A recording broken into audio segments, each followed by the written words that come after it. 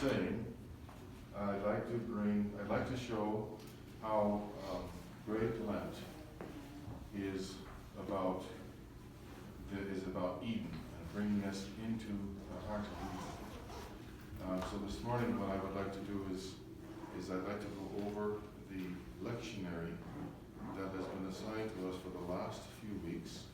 I'll be mentioning it in the sermon, but we can go into more depth here in this class. But it strikes me, it occurs to me that it might be useful to bring out some presuppositions that are at work here to make sure that we're all on the same page. Let me read to you from St. Gregory of Nyssa. He was in the 300s, and this is what he writes to those of his parish who would delay baptism. You are outside paradise, O catechumen. You share in the exile of our ancestor Adam. But now that the door is gradually opening to you, enter the paradise which you left.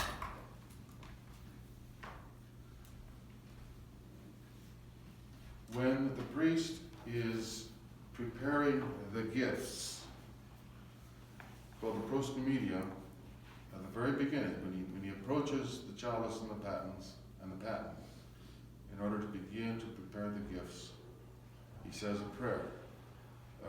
It's the prayer that is a troparion that we sing at Christmas. Make ready, O Bethlehem, for Eden has been opened to all. Prepare, O Ephrathah, which is another name for Bethlehem. Prepare, O Ephrathah. Make ready, O Bethlehem, for Eden has been opened to all. Prepare, O Ephrathah, for the tree of life has blossomed forth from the virgin in the cave. Verily, her womb has been revealed as a spiritual paradise, wherein is planted the divine plant, eating of it we shall not die like Adam, but live, for Christ is born, renewing the image that fell of old. During the Divine Liturgy, at the third antiphon, there are these verses that we say at the Beatitudes. We sing the Beatitudes up to a certain point, and then the reader breaks in and is saying these verses from the Aptoikos, we call it, from the resurrectional hymns of the church. And if you listen, most all of them, if not all of them, have to do with Eden and the tree of life. How Adam and Eve were deceived by the tree. They were dead. They became dead. And now, through the tree of life of Christ, we are granted life and are granted to come back into Eden. So, these are samples throughout from the worship of the church, showing us that for the church, Eden is real. It's real, For us, and I don't want us to get the idea that Eden is just an imaginary fairy tale place. It's not like the dream time of the myth, the in illo tempore, in that time, once upon a time. For us, it's real. For the church, it's real. These images of Eden that we hear in the worship and that the Holy Fathers are talking about, they're icons. And the icon, you remember, is a mirror that is reflecting back the spiritual mystery that's in you. Which is to say that Eden is the mystery that's being reflected back at you, and that's what's in you. So that for us, Eden is real. It's not imaginary. We would say that it is mystical. But for us, mystical doesn't mean whatever it means in the West, kind of the sentimental, emotional. I don't know how you would describe it in the West. That's a different sense. For us, mystical means that it has to do with the mystery. And the mystery is that quote-unquote place that's on the other side of our origin and our end. Or in other words, our birth and our death. So Eden is mystical in that its location, if you will, its place, is in the mystery. It's in that place, you might say it's in the day one of us. It's in our day one. It's in that place where we begin and end. And so it is always with us. It's always present to us, and we are always present to it.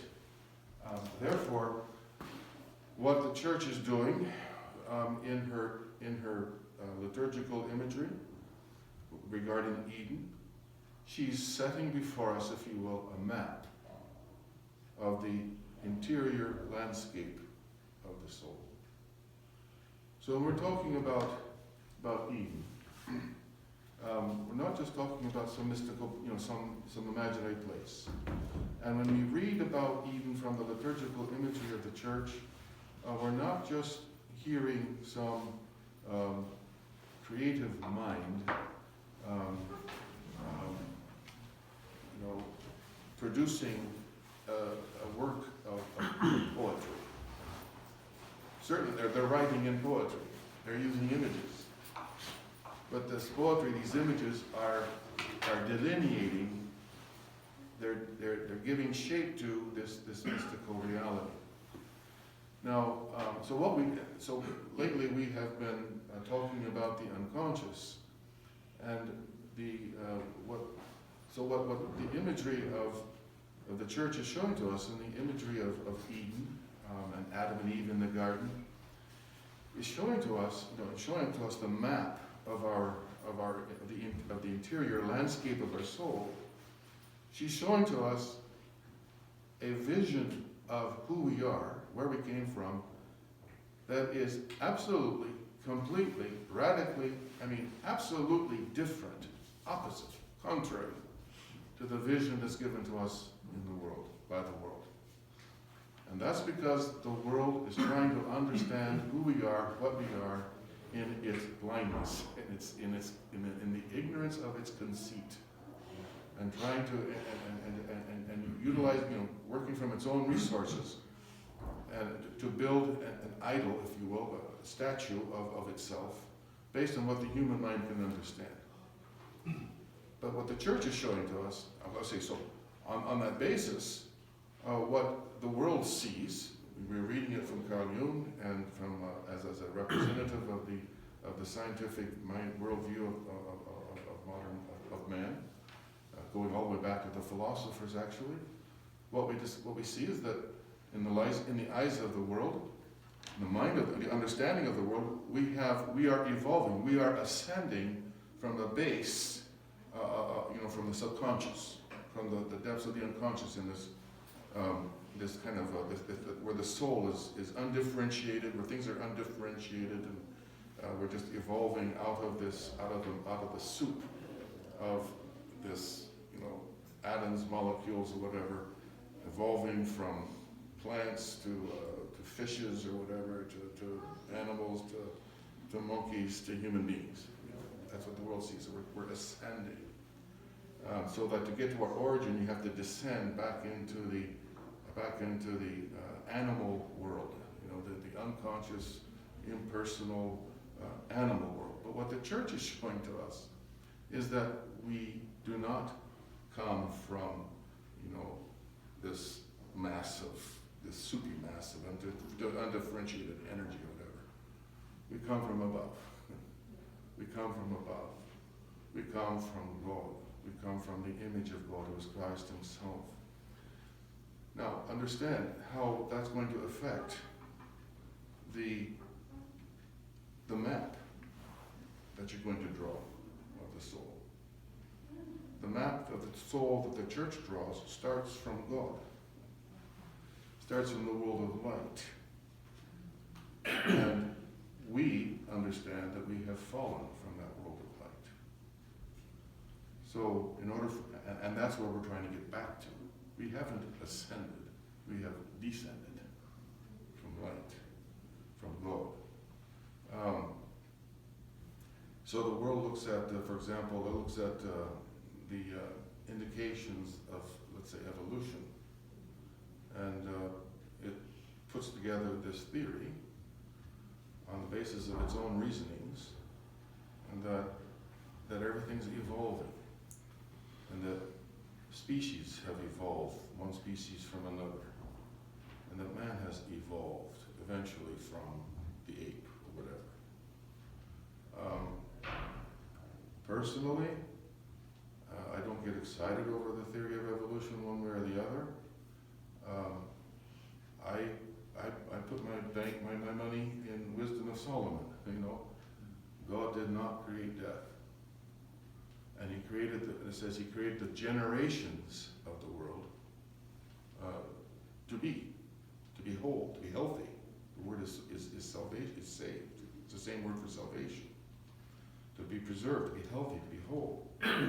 So if it should turn out that the theory of evolution is finally proved to be a fact, all it does to me is it tells me that, it shows to me, it's another evidence that the world has fallen. Just like death is an evidence that we have fallen. It's not an evidence, it doesn't mean that it's normal. Now the world, of course, sees death as normal. It's just a part of the life cycle. We understand that death is not normal.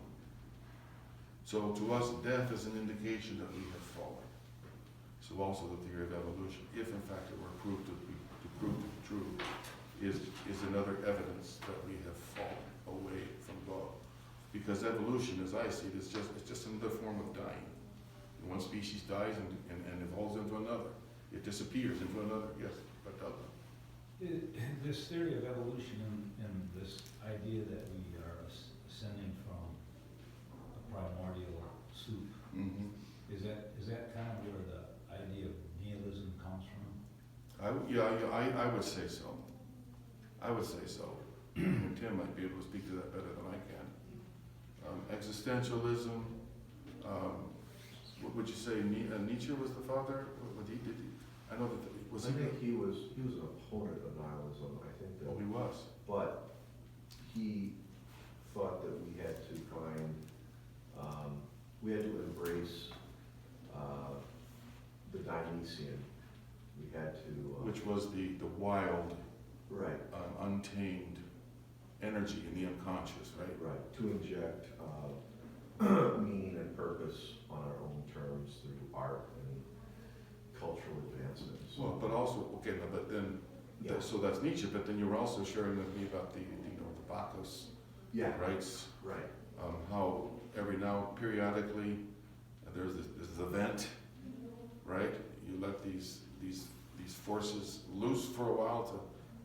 Yeah, they're let off the creating steam. destruction. Yeah. And then you bring them back again. Yeah. And I mean, to me, and here's something that Marvin could speak to this better than I could, but as I look at it as a layman, I see that how this understanding of either the Dionysiac or the nihilist, however you want to say it, where this idea that we come out of this primordial soup, this undifferentiated mass of energy. I can see there's a connection here between that and the Freudian view of the Freudian practice of letting it all out. My uncle was a psychiatrist also, and when I was a teenager, and he married a Catholic, which was a scandal to my grandparents. And so to compromise between my uncle's evangelical upbringing and Colleen's Catholic upbringing, they became Episcopalian. That's a fun fact. That actually has nothing to do with the point I'm trying to make. But as a psychiatrist, he had drunk the Kool-Aid, as some would say. And so he and his wife Colleen had made a pact that they would never hide anything from each other. and they would share with each other exactly how they were feeling about each other there on the spot. So I remember, just whenever we were with them, how they were always yapping at each other, complaining at each other, accusing each other. Because, he had drunk the Kool-Aid that if you stuff it, it's going to lead to psychological illness. So they didn't want that. So they were very, they had a good marriage actually, so maybe it did work. But it was funny. You want to say something? No, just to add maybe another layer to this. I wonder how much of this also traces back to basically Gnosticism, because there was certainly one strand that thought that Yahweh was the evil creator God. Right. And so in order to break the chains of the evil Yahweh creator God, a certain number of Gnostics thought they had to transgress Yes. everything. Yes.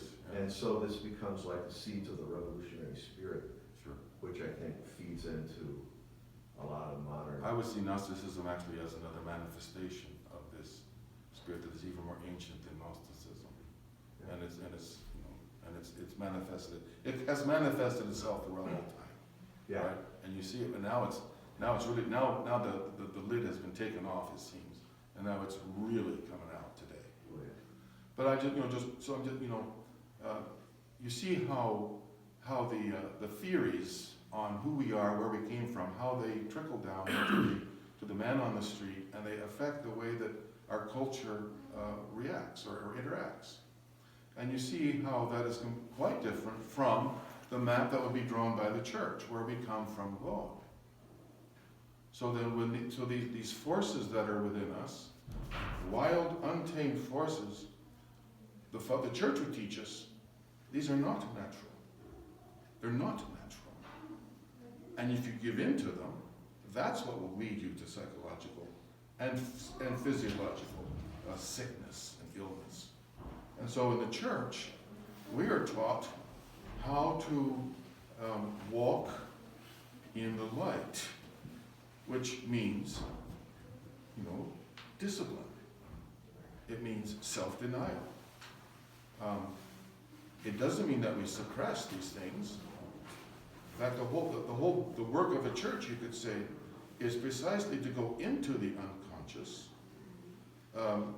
in order to root these things out by offering them to God, by identifying them in the confession, and then offering them to the light, and letting the light burn them up.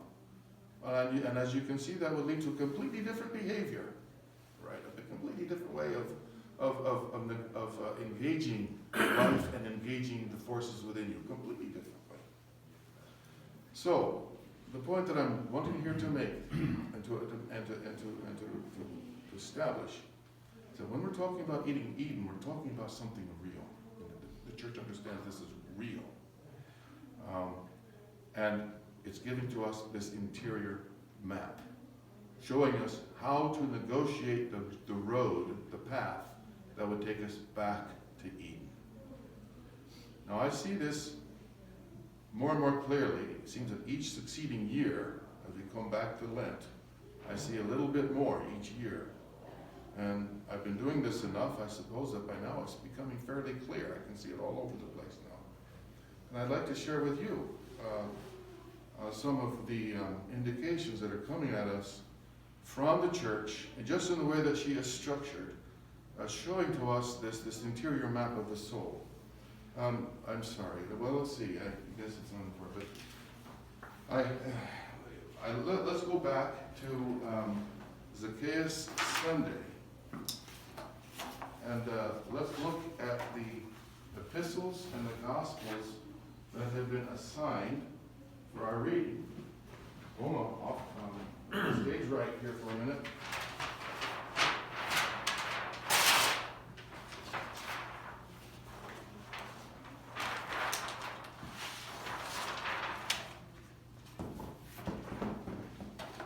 So after Zacchaeus Sunday, which was January 21st, the Sunday of Zacchaeus, on Monday, the 22nd, we started reading from 1 Peter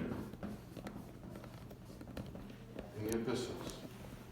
And we started reading from Mark chapter 10. Don't put anybody on the spot and ask you, what did you read? Because maybe you weren't reading it. So I'll say it like this. Those of you who were reading from the daily assigned readings assigned to us may have noticed that there was a theme in all of these epistle readings and also in the gospel readings. You may have read it, but you may not have thought anything of it, so now that I ask you, you may not be able to remember what it was you were reading. But I should allow somebody to give somebody the opportunity to thunder. Did anybody find, as they were reading these last 2 weeks, did anybody notice, say to themselves, I noticed that there seems to be a theme running through all of this? Did anybody have that? All right. And we're all on the same We page. already talking about the trial.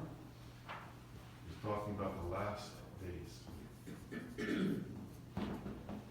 Every one of these Bible lessons is talking about the last days.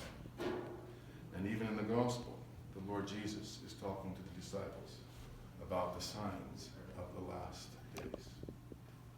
And that theme has been running through the epistles and the gospels ever since the Sunday of Zacchaeus, until in the gospels this last week, which was the week of February 5th, following the Sunday of the Prodigal, we started reading in 1 John, the Epistle of John, and we started reading in Mark, the Gospel of Mark, chapter 11, verses 1 to 11. Now, John's epistle is not explicitly about the last days, but it is about the last days, because as we read this last week, somewhere in one of these epistles, John breaks out and he says, my beloved, it is the last hour. It is the last hour.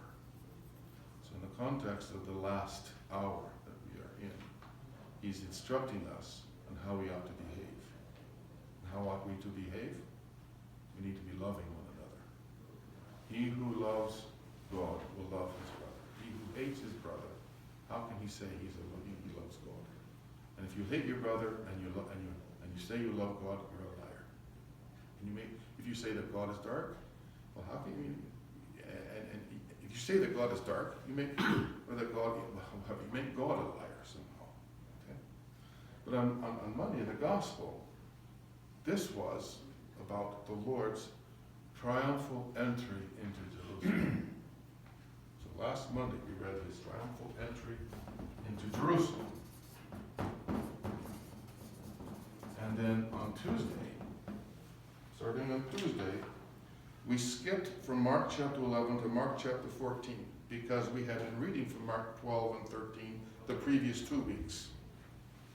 And Mark 12 and 13 are all about Jesus telling the disciples about the last days. So on Tuesday, we skipped to Mark 14, which was the beginning which is when Judas betrays the Lord.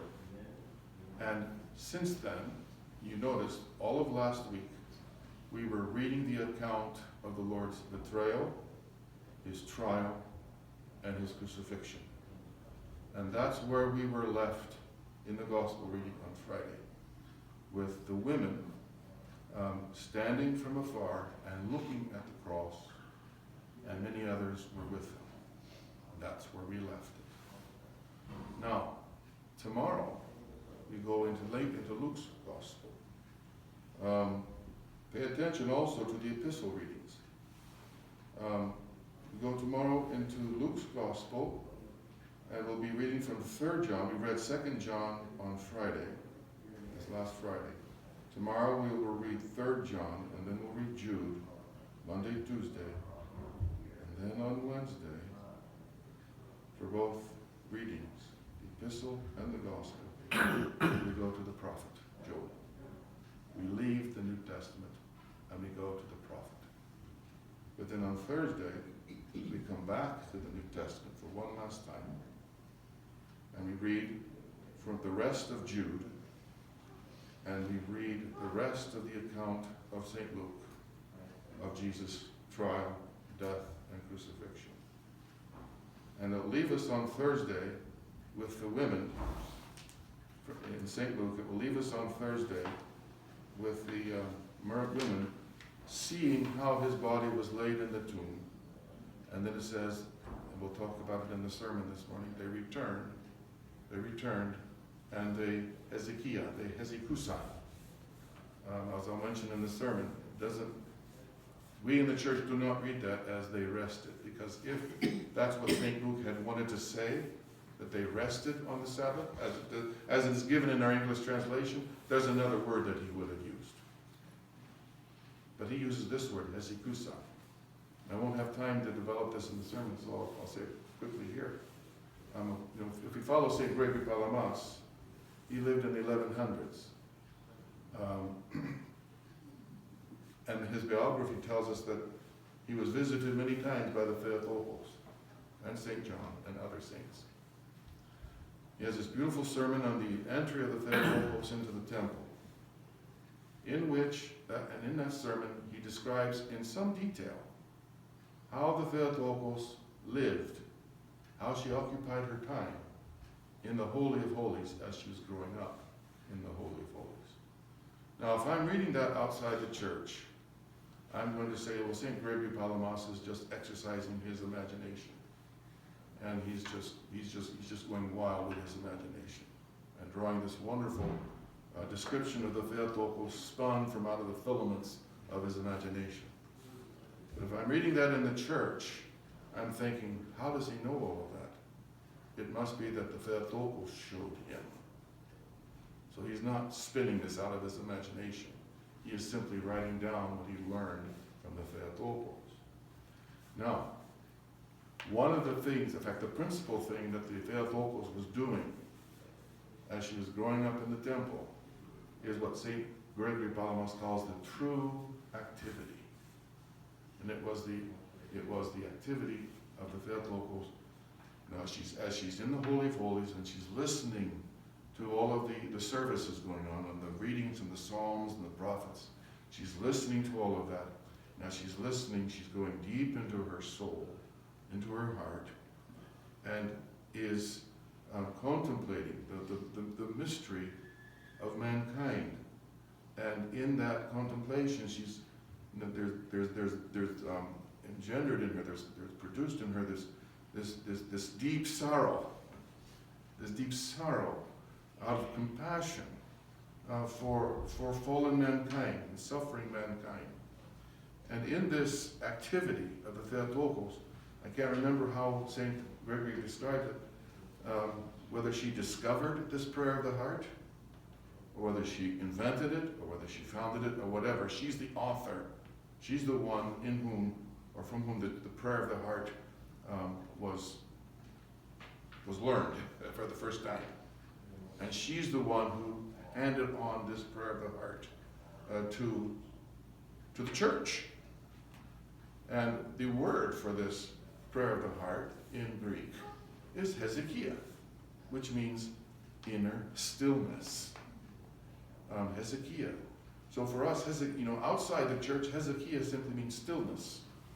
But in the church, when we see that word in the church, we understand immediately that this is referring to, this true activity of the mind descending of the soul descending with the mind into the heart and cultivating this stillness. You might say the stillness of the tomb. Going into the tomb of the heart, as St. Macarius would say in the 300s, and cultivating this stillness, and in that stillness, learning to listen to God. So, the women who were at the tomb and at the cross, we know who one of them was. It was the Theotokos. She was there with them. So, when the women when it says they returned, it doesn't say they went home. It just says they returned. Where did they go? We take that in the church, we read that to mean that they withdrew into the closet of their heart. It says they returned and Hezekiah, they, how would you translate? They entered into the prayer of the heart. Now, how did they know? Understand what I mean? It's because the Theotokos was there and she was teaching them how to enter into this prayer of the heart. Then it goes on to say, on the Sabbath, and they rested on the Sabbath. On the Sabbath, if you're going to say that someone rested on the Sabbath, for example, if you're going to say that God rested on the Sabbath, you're going to use a different word than Hezekiah. You're going to use a word like katapausen, or katapau, or anapau. You're going to use a different word. So they entered into this prayer of the heart on the Sabbath. But I mean, come on now. Come on now. At the tomb. Who's in the tomb? And what's he doing in the tomb? Understand? He's resting. That's God in the tomb. And as we sing on Great Holy Saturday, this is the blessed Sabbath. So in the church, we read that to mean that they returned, they entered into the closet of their heart and began to practice this true activity of inner stillness on the Sabbath. In other words, in the mystery of God's death on the cross and his burial in the tomb. In other words, this is the blessed Sabbath. I have a question, because you had also said that the women experienced ecstasis. That's at the resurrection. Okay, so they were outside of themselves. That's at the resurrection, not yet. They're going into themselves first. Oh, that happens. That happens later, at the resurrection. Yes, Okay. that's a good point. Yeah, so maybe we could draw closer to the time. I mean, is there a connection between going into themselves, into the closet of their heart? You know, they're going into their unconscious in today's terms, but they're not going into the animal, instinctual, down here. They're going into the mystery of the heart as the holy of holies at the temple of God, where God dwells. They're going into the darkness of their heart to where the light of God, Christ Jesus, is lying in the darkness of the tomb, lying in the darkness of their heart. I mean, you see, when you start reading things in the church, I mean, there's a different vision that comes out. And I could be reading this as a biblical scholar, and even as a biblical scholar, if I'm reading this not in the mind of the church, but in the mind of biblical scholarship, I'm not going to see any of this. It's only when I read it in the church, and I don't have to be a biblical scholar to be reading this in the church and to see it. It's in the church that I see it. So anyway, this is where the church then leaves us on Thursday. And then on Friday, we go into Zechariah. And thereafter, every day of the week, our reading is from the prophets. Genesis, Exodus, and from the prophets. And it will be from the prophets all the way through Great Lent until Great and Holy Week. We read from the Gospels only on Saturday and Sunday because those are the days of the resurrection. But I mean, look at the imagery. Look at the imagery here. We're reading from the prophets, and if we are in company with the women who are in company with the Theotokos, who is the mystery of the church, what are we doing during Great Lent? We should be learning this prayer of the heart. And that's what Great Lent should be about. It should be about, and so you understand, the beginning of Great Lent and the end of Great Lent. We have these 6 weeks, but you understand these 6 weeks. We are in the tomb of the heart. We are in the mystery of Christ's death. And the scriptures have already taken us to Christ's death. It's not like Christ is going to, we're not going to be celebrating Christ's death then only. Yeah, we are going to be, but understand, we have already entered. Christ has already been, the trial has already been held. So we enter into Great Lent in the mystery of Christ's death and his burial in the tomb. So that's how we are, so the church is like, she's showing us how to do Great Lent. How to do Great Lent It's the business, it's to practice this true activity of the church, which is this inner prayer of the heart, retreating into the closet of the soul and cultivating this inner stillness in the mystery of the blessed Sabbath, which is God's burial in the tomb, the mystery of God's death. So that, if you see that, what the church is bringing, it's like the church is taking us back with the Theotokos when she was growing up in the temple, in the Holy of Holies, and she was hearing the prophets and Moses being read out there in the services. That's what's going on with us during Great Lent. We're supposed to be retreating into the closet of our heart, the Holy of Holies of the temple of our body. And we're reading, and in the old days you read out loud so that you could hear. So we're reading and so we're hearing while our mind is in the stillness of the heart in the Holy of Holies. We're hearing with our ears the prophets. We're prophets whose word is all about the Christ, according to the scriptures, who is resting in the tomb, and that tomb, you understand, of Christ, is the mystery of my heart. He's resting in the tomb. He's resting in my heart.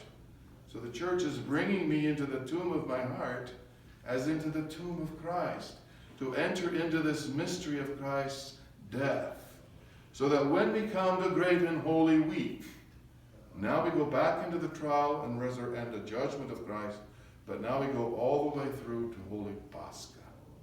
And now that's when we're raised, if you will. We're raised. We don't come out. The church raises us up in the glory and in the joy of Christ's holy resurrection. And now we experience the ecstasis. And I think, there's something in the air on Pascha night, is there not? And at the agape meal at 2 a.m. in the morning, and everybody's giddy. And I don't think it's because we had a whole lot of wine, because you only had that much wine. I might be giddy because I had a whole chalice, so I have an excuse. But there's something there, and I would say that this is the glimpse of the ecstasis coming out of ourselves and into the resurrection of Christ and the joy of His holy resurrection. So this is where the gospel has been, where the lectionary of the church has been taking us to the tomb of Christ. And on these Sundays preceding Great Lent, we have these Sundays starting with the publican, and then the prodigal, then today the Last Judgment, and next Sunday the Lord's instruction to St. Peter to forgive 70 times 7. Now, so let's look at these Sunday Gospel readings in the light of this daily lectionary that we just set out. The publican and the Pharisee on Sunday. Tell me, where would you say is the center of that parable? Think closely. They start out in the temple. Would you say that's the center? Where do they end up? Where does the publican end up? In his house. All right? Look at the story of the prodigal. Where would you say is the center of that parable? I mean, somebody might say it's the pig pen, but would you say that's the center? The Father's house. The Father's house. Because that's where it ends up. Look at this morning, the Last Judgment. Where's the center? Well, obviously, it's the judgment seat of Christ. But as I'll bring it out in the sermon this morning, do you see how all of the house with the publican goes down to, which would be his heart, the Father's house, which would be the temple of God, the heavenly temple, and the judgment seat of this morning's gospel? Do you see how they all, they're all, how do you say, they're all coalescing into one image, which is the image of the cross. before the tomb. You see that? So the church is showing to us that when you retreat into the closet of your heart, or into your house, the house of your heart, and into the blessed Sabbath, the mystery of God's Sabbath rest. This is the house that you go down. This is where you will find yourself justified. In the biblical language, to be justified means to be made alive. This is the Father's house. But in terms of this morning's gospel, you see, this is revealed to be the judgment seat. The judgment seat is also in the kingdom, right? Because he's sitting on the... Actually, the cross is the footstool of his throne. So the cross is the footstool on which he stands, judging the nations, judging us. Yes, Tim? So there's something that you may be getting to it, but in Acts, there's that scene where Simon gets baptized, and he wants to buy the Holy Spirit. Yeah. And I think it's Peter. One of them says to him, basically, that's a terrible thing you try to do, and you should repent, but I don't think you're capable of it. Mm-hmm. Well, that puts me in mind of is, on the Sunday of the publican, we have the Pharisee saying to the Lord, or saying to God in his prayer, I'm thankful that I am not an unjust man. I tithe of all that I possess, and I fast twice a week.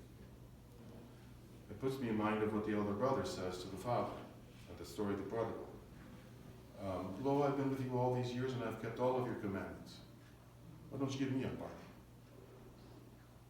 Which puts me in mind of what the goats are going to say today. When did we see you and not minister to you? Which puts me in mind of what the rich young ruler says to the Lord when he asks the Lord, what must I do to inherit eternal life? The Lord tells him, you must sell everything you've got. And the Lord says, you must keep this commandment, this commandment, this commandment. And the rich young ruler says, hey, I've kept all of those things. I've kept all of this. What do I yet lack? This is what you got. This is what you lack. Go sell all that you have. So Simon Lagus reminds me of the Pharisee, of the elder brother, the goats, and the rich young ruler. In other words, not a one of them has gotten into their heart. They're so full of self-righteousness and pride that all they can see is their goodness. So their eyes are blind. They cannot see the mystery of God dying on the cross, the mystery of God in the tomb. So they think they can buy it. And that's just arrogance. It's pride. So in all of these Gospels, it might be that this is the lesson that the church is giving to us. The lesson not only of Judas, who betrayed the Lord for the love of money, but also perhaps Simon Mongoose. Look in your soul. Look in your soul. And don't look in your soul. Look at the vision that the church is setting before you of Christ on the cross. Then look into your soul and see if you still want to say, hey, I've kept all the commandments. I'll be pointing it out in the sermon this morning, so I don't want to steal my thunder. But what I'm driving at is that the church is trying to get us. She's trying. It's like she keeps sticking it in our face.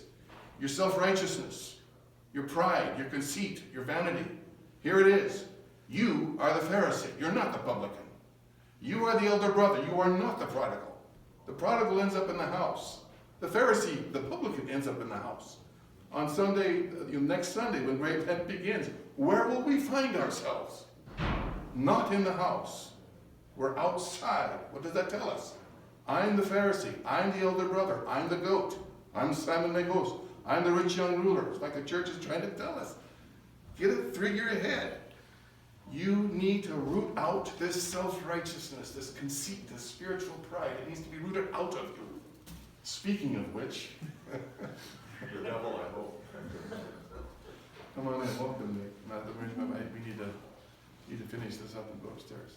Which reminds me, we need to find the screen. I think it's in there. So, if somebody could go around and look for the screen.